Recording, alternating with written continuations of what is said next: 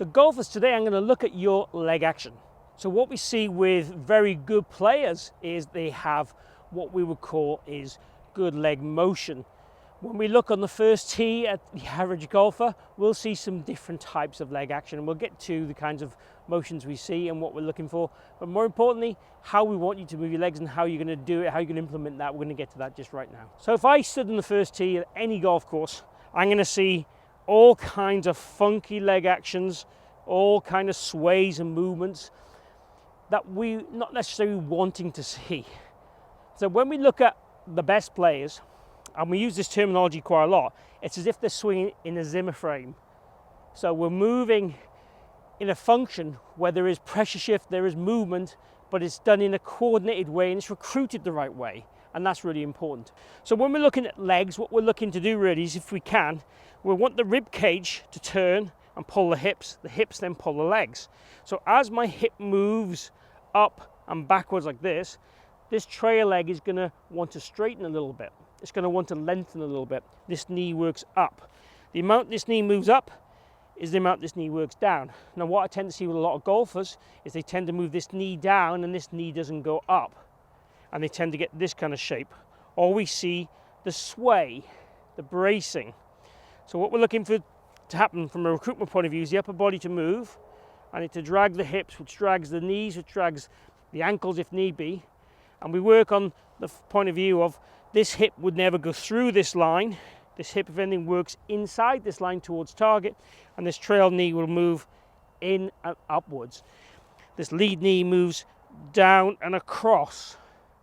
Now the amount this happens depends on how flexible you are. So I can't say to you it's going to move X amount of degrees or X amount of centimeters or inches. But if you imagine again you're stood in that zimmer frame, this is the movement we want in the backswing. Now in the downswing, what we're looking for some lateral shift. Now when we shift laterally, this leg wants to retain its bend initially, and it wants to retain its bend until we rotate, and then it starts to lengthen and extend this way again. The trail leg is going to go from being straight to more bent.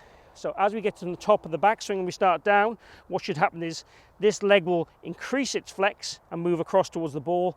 This leg will decrease its flex but still be flexed and move towards target, and then more round the corner, as I would describe it, more in. And then as we get nearer to the golf ball, these legs are starting to extend.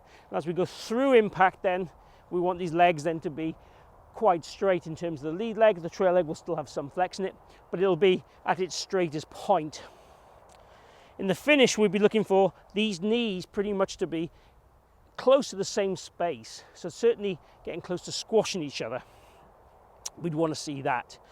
So we're looking really for the knees and the legs to have this recruited fashion, and the key thing is not to let this lead leg straighten too early in the downswing, because then you won't be able to rotate. Keep that flex, but let it start to straighten.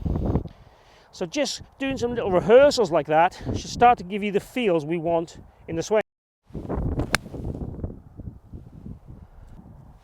And sometimes it's a great thought and feel to really try and drive these legs.